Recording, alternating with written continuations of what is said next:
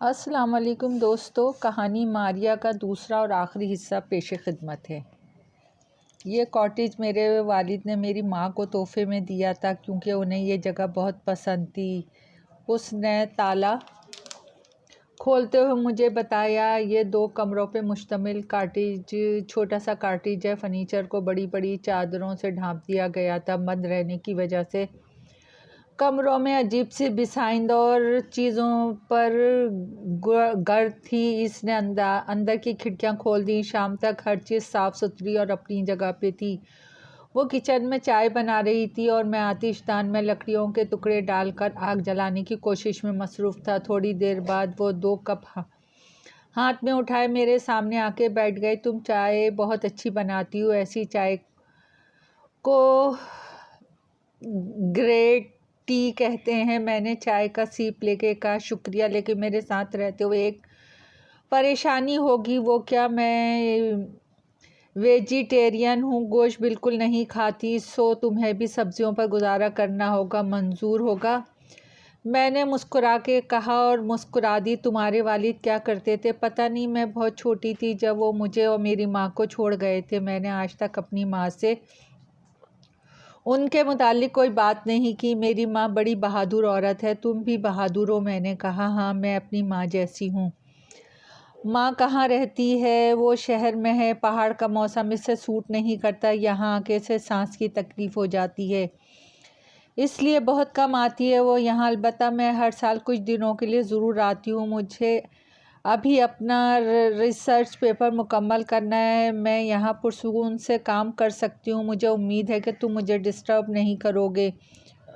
वो बड़े खुशगवार मूड में थी। मुझसे बातें करते हुए वो कई बार किचन में जाती रही और रात के खाने में इसने अपने बारे में बहुत कुछ बताया। मसलन यूनिवर्सिटी से फ़लसफ़े की डिग्री लेने के बाद अच्छे तालीमी रिकॉर्ड के सबब इसे यूनिवर्सिटी में कंट्रैक्ट पर लेक्चरारशिप मिल गई। इसे पढ़ाना अच्छा लगता है, फ़लसफ़े में दिलचस्पी है।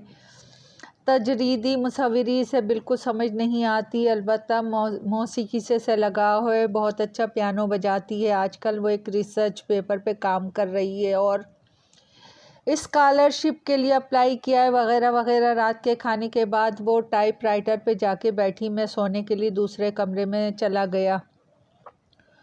बहुत देर तक काम करती रही और मैं इसके बारे में सोचता हुआ सो गया। सुबह नाश्ते की मेज़ पे हम दोनों खिलाफ़ मामूल खामोश थे। काफ़ी देर बाद मैंने खामोशी तोड़ी। मेरा ख्याल है ये मत कहना कि तुम मुझसे कुछ वो हो गया है। इसने मेरा जुमला मुकम्मल होने से पहले ही मुझे टोक दिया। मैं इसकी कयाफिया शनासाई पर हैरान रह गया। फिर अपनी खजालत पर काबू पाके हंसते हुए कहा, बात ये नहीं, दरअसल मैं सोच रहा था कि हम अच्छे दोस्त बन सकते हैं। हाँ, इस बारे में सोचा जा सकता है। ये कहकर इसने बर्तन उठाए और किचन की तरफ चल दी। सारा दिन वो टाइपराइटर पे झुकी काम करती रही। शाम को जब हम सैर के लिए निकले तो मैंने कहा, सुबह तुमने किस बुरी तरह मेरी बात काटी। हालांकि मैं वो बात नहीं कह रहा था जो तुम समझती थी। मैंने गिला किया। हालांकि बात कुछ वैसी ही थी जैसे इसका अंदाज़ा था।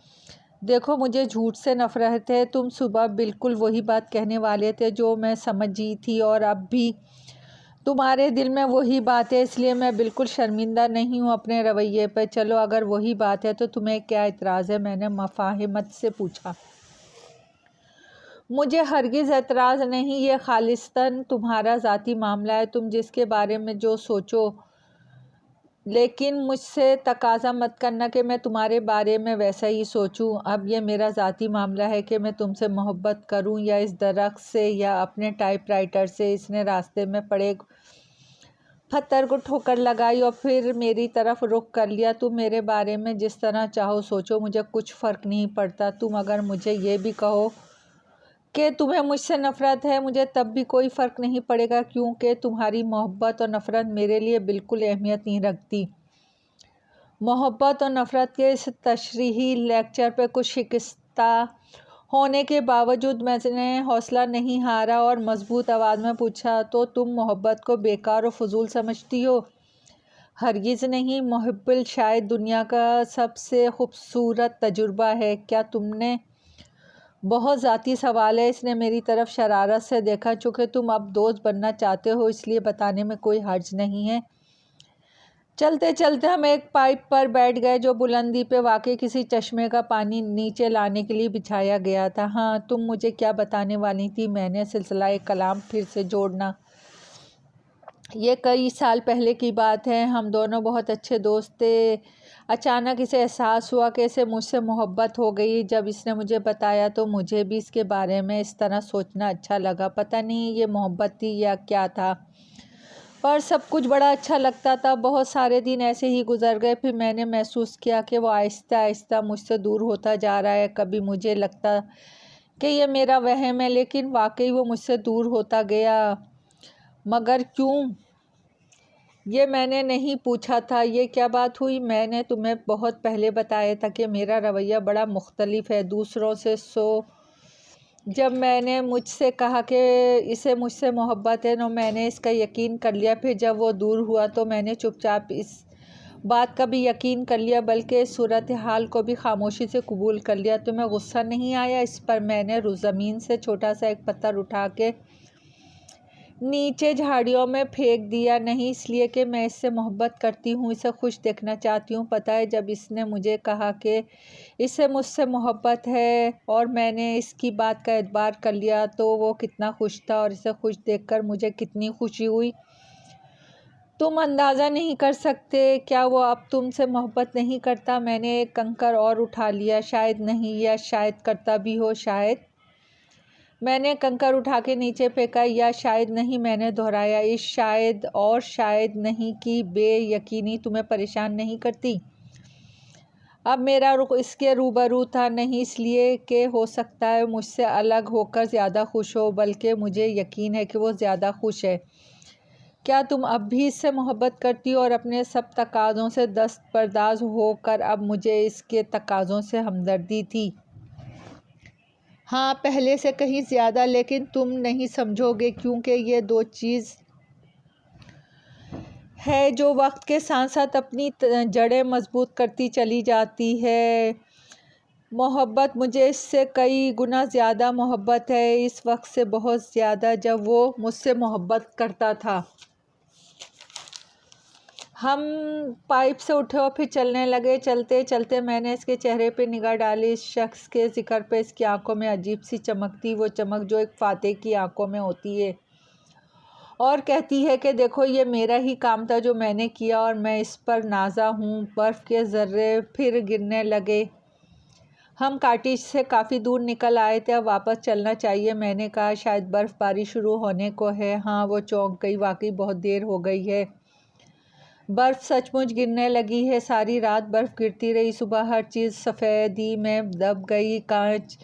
कॉटेज के दरवाज़ा खोलने के लिए हमें खिड़की के रास्ते बाहर जाके बर्फ़ हटानी पड़ी। तमाम दिन बर्फ़ के सफ़ेद गाले रुई की तरह उड़ते रहे। इस दौरान मारिया टाइपराइटर पर अपना काम करती रही और मैं आतिशदान के सामने इजी चेयर पे नीम दराज मैगज़ीन खंगालता रहा। शाम हुई तो वो उठकर किचन में गई, कॉफ़ी बनाकर मेरे सामने रखी और वापस अपने कमरे में चली गई। मैंने देखा वो खिड़की में खड़ी खामोशी से बाहर देख रही थी। मैं कॉफ़ी का मग उठा के इसके कमरे की तरफ चला गया।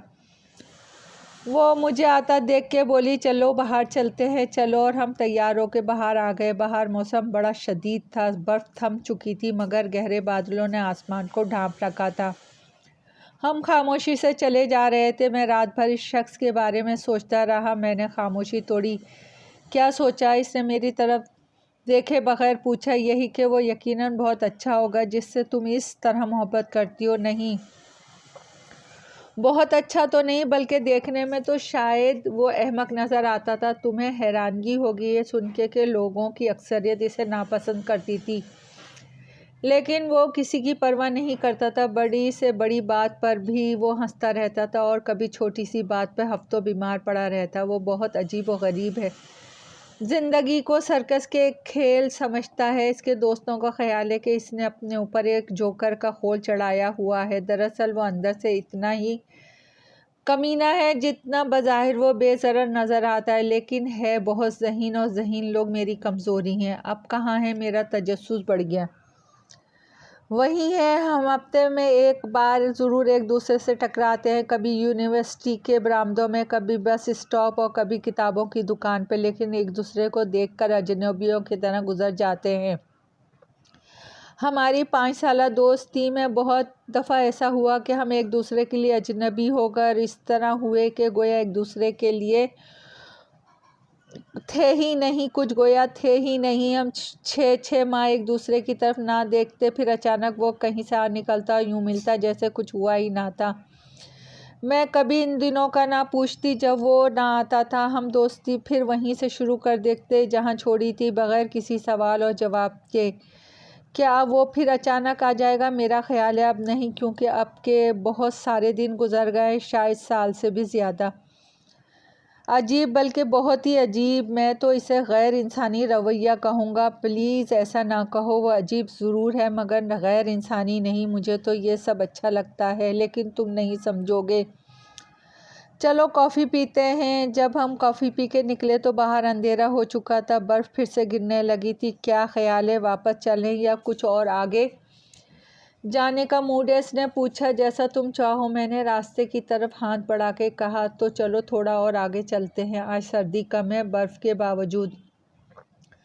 मैंने कहा हाँ, बर्फ़ जब गिरती है तो ठंड नहीं होती, लेकिन इसके बाद हवा चले तो इतनी ठंड हो जाती है कि खुदा की पनाह। इसने जैकेट में ठुसी हाथों की मिट्टियाँ मिला के सर्दी की शिद्दत का तासुर दिया। आज बहुत खुश हो? इसे खुशगवार मूड में देखकर मैंने पूछा। हाँ, आज बहुत मुद्दत बाद मैंने किसी से इसकी बात की है। बहुत देर तक खामोश रहने के बाद वो अचानक चलते चलते मेरे सामने खड़ी हो गई और उल्टे कदमों चलते हुए पूछने लगी, सुनो, तुम अगर वाकई मुझसे मोहब्बत करने लगे हो और मैं इसका यकीन करके तुमसे कहूँ कि मैं भी तुमसे मोहब्बत करती हूँ, तो तुम्हें कैसा लगेगा?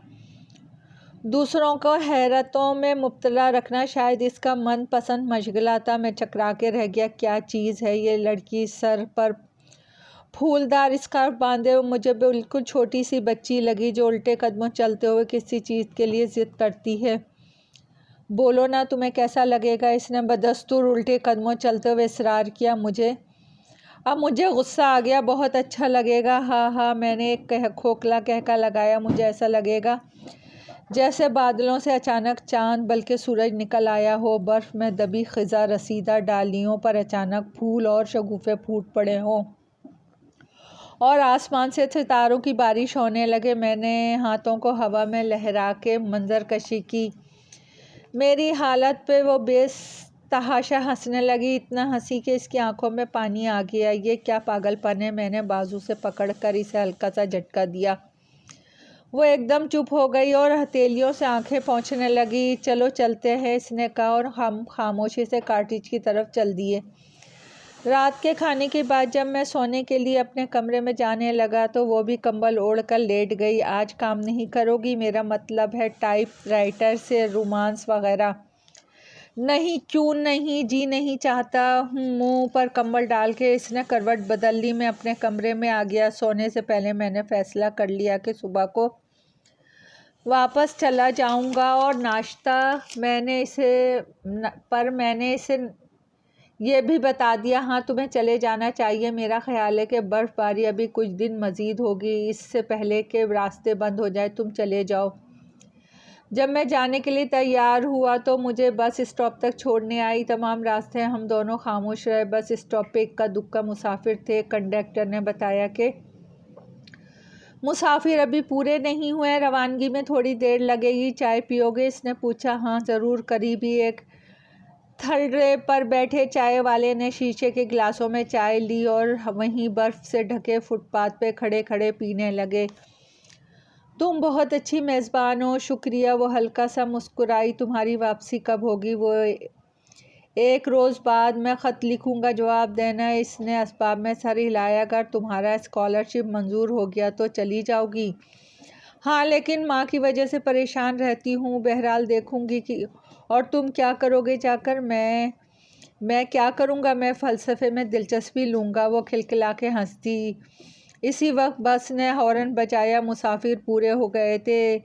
हंसा करो मारिया, तुम हंसते हुए बहुत खूबसूरत लगती हो। ये कह के मैंने बैग उठाया और बस में सवार हो गया। इसने हाथ के इशारे से मुझे खुदा हाफिज़ कहा और मुँह फेर के चल दी। वापस आने के बाद 2 दिनों बाद मुझे इसका ख़त मिला। इसका स्कॉलरशिप मंजूर हो गया था। वह इंग्लैंड जा रही है अपनी माँ को एक अजीज़ा के पास छोड़ के। इसका अगला ख़त इंग्लैंड से आया। वो बहुत खुश है। अलबत्ता माँ बीमार है। वो माँ को भी बुलवाने की कोशिश कर रही है। मैं बाकायदगी से इसे ख़त लिखता, लेकिन वो मेरे बहुत सारे ख़तों का जवाब ही ख़त में तफसील से देती। फिर ख़तों में वक्फ़ा आता गया और वक्फ़ा तवील हो गया। मुद्दत बाद इसका ख़त मिला जिसमें इसने लिखा कि इसकी डॉक्टरेट मुकम्मल हो गई है। वो डॉक्टर मारिया वहीं यूनिवर्सिटी में पढ़ाती है। माँ को इसने बुलवाया, लेकिन वहाँ पहुँच के माँ का इंतकाल हो गया। इसके बाद हम नए साल या ईद पे एक दूसरे को कार्ड भेजते, लेकिन ख़त कम लिखते। मैंने इसको आखिरी ख़त माँ की ताज़ियत का लिखा था। मेरे डाक में इंग्लैंड से आने वाले आखिरी पैगाम टेलीग्राम था जो इसकी एक कुलीग ने तरफ से मिला था। Maria dead in accident. हाँ, मारिया हादसे में मर गई। 16 दिसंबर को तदफीन होगी। टेलीग्राम को कोट की जेब के अंदर मेरी मुट्ठी में बंद है। मैंने जेब से हाथ बाहर निकाला। देर तक मुट्ठी बंद रहने से टेलीग्राम बेतरतीब तहों में मुरझा चुका था। मैंने खुलकर एक बार फिर इस इबारत को गौर से पढ़ा जिसने घंटों से मुझे हैरत में मुब्तला रखा। मुझे अपनी हैरत पे गुस्सा आने लगा। ये हैरत क्यों है? वो तो हमेशा से ऐसी थी। चौंका देना और हैरत ज़दा करना इसका ख़ास अंदाज़, और अब भी इसने वही किया। इसने टेलीग्राम को आखिरी बार पढ़ा और फिर इसके छोटे छोटे पुर्जे करके हवा में उछाल दिए। कागज़ के ये टुकड़े जर्द और सुरमई पत्तों के साथ बगुले की शक्ल में उड़ते हुए मारिया की तरह मेरी नज़रों से ओझल हो गए। दोस्तों, कहानी पसंद आए तो लाइक और सब्सक्राइब कीजिएगा। आपकी दुआओं की तलबगार।